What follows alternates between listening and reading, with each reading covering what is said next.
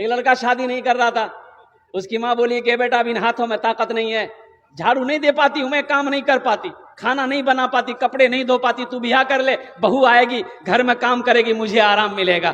تو بیٹا بولا کہ اماں نہیں، جب تک تو زندہ ہے میں شادی نہیں کروں گا، جب تو مر جائے گی پھر ہم بیاہ کریں گے۔ بولا کیا ہے؟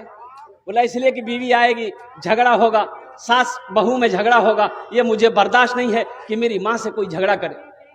کچھ دن اور گزرے، ماں بولی کہ بیٹا اب برداشت نہیں ہو رہا، تو کر لے۔ بولے ٹھیک ہے ماں، دیکھ اگر آپ چاہتے تو دیکھ لیجئے۔ ماں ایک لڑکی کو چنی، پسند کی، پڑھی لکھی لڑکی، بیاہ کر کے لے آئی۔ اور لڑکی کیا ماشاءاللہ 10 بجے صبح اس کی نیند کھلتی تھی۔ اب بڑھیا بھورے اٹھ کے نماز پڑھ کے جھاڑو دینا، برتن دھونا، ناشتہ بنا کے پلنگ پہ لے جا کے دینا۔ وہ اٹھتی تھی، مار ادھر سے برس، مار ادھر سے برس کر کے ناشتہ کھا کے پھر پلنگ میں کتاب لے کے بیٹھ جاتی تھی۔ جب 2-4 دن ہو گیا تو اس کا بیٹا کو بولا کہ اماں اس کو بولو نا، ارے نا کام نہ کرے گی، تم کو آرام کرنے کے لیے بیاہ کیے ہم۔ بولے بیٹا کیسے بولے، نئی نویلی لڑکی ہے، کچھ دن کے بعد کرنے لگے گی، چھوڑو مت بولو، دل دکھ جائے گا۔ جب ہفتہ دن ہو گیا بیٹا کو برداشت نہیں ہوا، بیٹا بولا کہ اماں ایک آئیڈیا میرے دماغ میں ہے، جب آپ جھاڑو دیجئے گا نا آپ کے ہاتھ سے ہم جھاڑو چھینیں گے۔ کہ اماں جھاڑو ہم دیں گے، آپ نہیں دیجئے گا۔ جب ہم کو جھاڑو دیتے ہوئے دیکھے گی نا تو وہ اس کو اچھا نہیں لگے گا کہ میرے رہتے میرا شوہر جھاڑو دے، تو برداشت نہیں، وہ خود بخود آ کے جھاڑو دینے لگے۔ جب آپ برتن دھوئیے گا، ہم جائیں گے برتن دھونے کے لیے تو وہ ہم کو برتن دھوتے دیکھے گی تو اس کو پریشانی ہوگی، وہ آ کے برتن دھو، جو کام میں لگ جائے گی نا تو پھر لگی جائے گی۔ بولا ٹھیک ہے۔ ماں جھاڑو دے رہی، بیٹا آیا بولا کہ اماں ہم دیں گے، ماں بول رہی ہم دیں گے، بیٹا بول رہا ہم دیں گے۔ وہ دیکھ کے سو گئے۔ برتن ہم دھوئیں گے، برتن ہم دھوئیں گے، برتن ہم دھوئیں گے، برتن ہم دھوئیں گے، ماں بیٹا دونوں بول رہا۔ جب ہفتہ دن ہو گیا تو وہ لڑکی ایک دن اٹھی اور دونوں کو بلائی، ساسوں کو بلائی، شوہر کو بھی، ادھر آئیے۔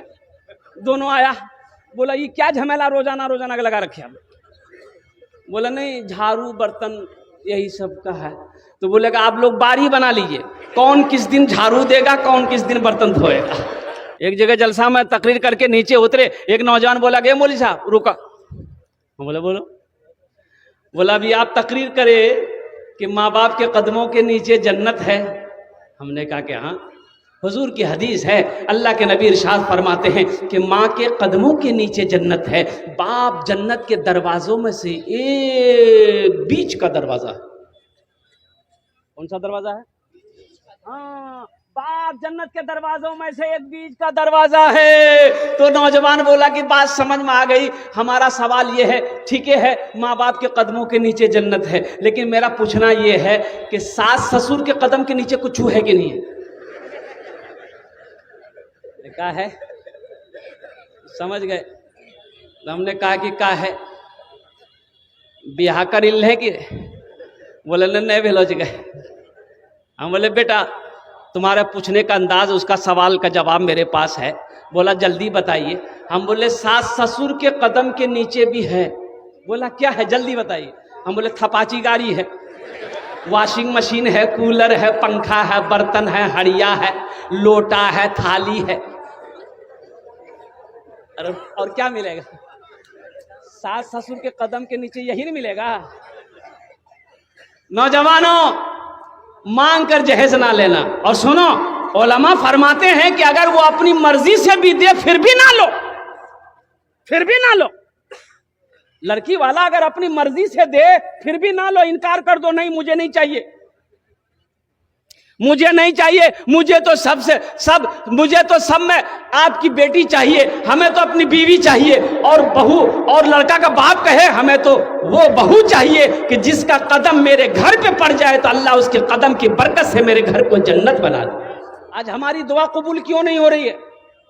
آج ہمارے گھر میں برکت کیوں نہیں ہے؟ برکت کیوں نہیں ہے؟ لوگ کہتے ہیں حضرت کوئی ایسی تعویذ دیئے کہ گھر سے بلائیں دور ہو جائے، گھر میں برکت ہو جائے، بہت پیسہ آتا، پیسہ رکتا ہی نہیں۔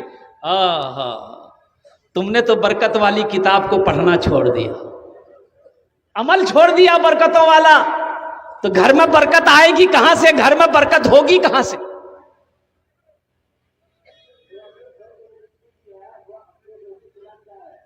آج آج گھر گھر گھر گھر اللہ اکبر کبیرہ سود خوری ہو رہا. یہ گروپ کیا ہے؟ آپ لوگوں کے یہاں شاید گروپ نہیں ہے نا؟ ادھر گروپ ہے عورتوں کا گروپ.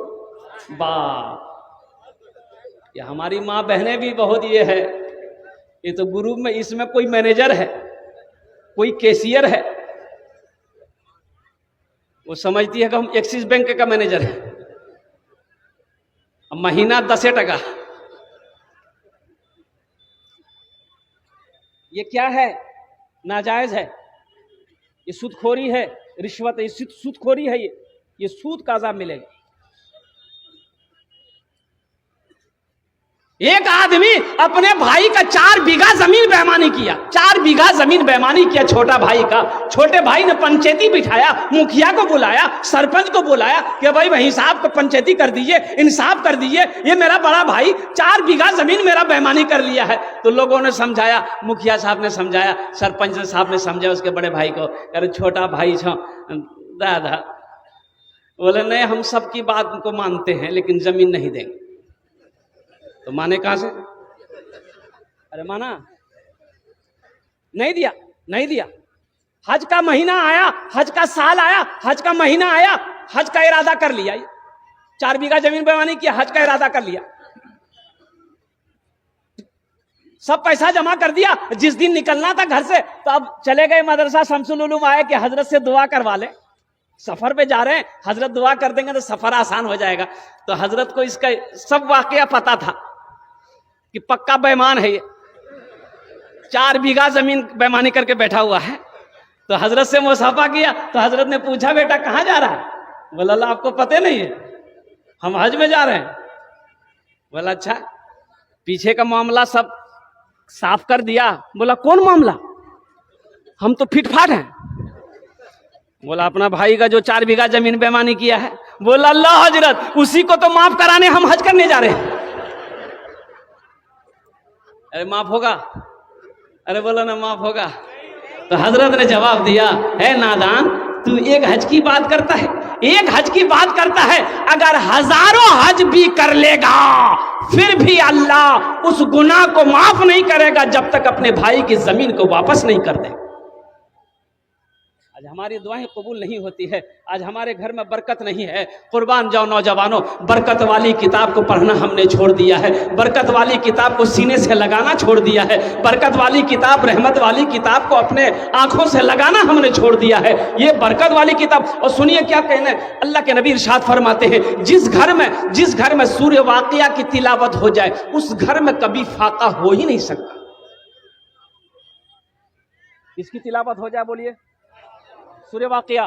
سورہ رحمان کے بعد سورہ واقعہ ہے. اور قربان جائیے، اللہ کے نبی کا فرمان ہے کہ جس گھر میں سورہ واقعہ کی تلاوت ہو جائے اس گھر میں کبھی فاقہ آ نہیں سکتا. ہم نے تو قرآن پڑھنا چھوڑ دیا، ہم نے تو قرآن کی تلاوت کو چھوڑ دیا ہے. تو ہمارے گھر کے اندر میں فاقہ نہیں آئے گا تو کیا نہیں آئے گا، ہمارے گھر میں بے برکتی نہیں آئے گی تو کیا آئے گی، ہمارے گھروں کے اندر میں مفلسی پیدا نہیں ہوگی تو کیا ہوگی. اس لیے نوجوانوں اس جلسے سے ایک پیغام لے کر اٹھو کہ آج تک ہم سے بھول ہوئی ہے، ہم قرآن کی تلاوت نہیں کرتے تھے، قرآن کو چھوڑ بیٹھے تھے، قرآن کو سینے سے نہیں لگاتے تھے. انشاءاللہ اس جلسے سے ایک پیغام لے کر اٹھو کہ جو قرآن پڑھنے جاتے ہو جانتے ہیں وہ روزانہ تلاوت کریں گے، اور جو پڑھنا نہیں جانتے ہیں وہ قرآن پڑھنے کی کوشش کریں گے. کتنے لوگ تیار ہیں؟ ذرا ہاتھ اٹھائیں انشاءاللہ. اچھا یہ ہاتھ بہت جلدی اٹھتا ہے، لیکن کیا بات صحیح ہے کہ غلط ہے؟ بولیے. اللہ کرے اے اللہ میرا کام تھا اس پیغام کو لوگوں تک پہنچانا، ان کے دلوں کو بدلنا تیرا کام ہے. آمین بولے تو الحمدللہ.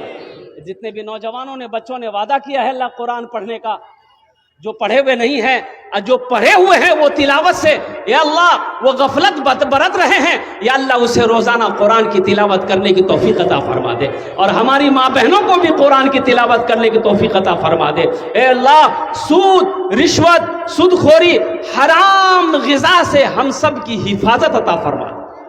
حرام میں پلنے والا خون اللہ کے نبی ارشاد فرماتے ہیں حرام میں پلنے والا خون جنت میں داخل نہیں ہو سکتا ہے، حرام میں پلنے والا خون جنت کی خوشبو تک نہیں سونگھ سکتا ہے۔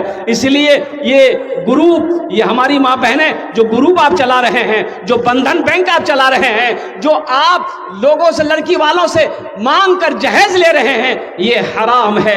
حرام پیسہ گھر کے اندر میں آئے گا، گھر کے اندر میں بے برکتی پیدا ہو جائے گی، اللہ کی پکڑ آ جائے گی۔ اس لیے نوجوانوں یہ سارے چیزوں سے توبہ کرو کہ انشاءاللہ ہم مانگ کر جہیز نہیں لیں گے، نہیں لیں گے۔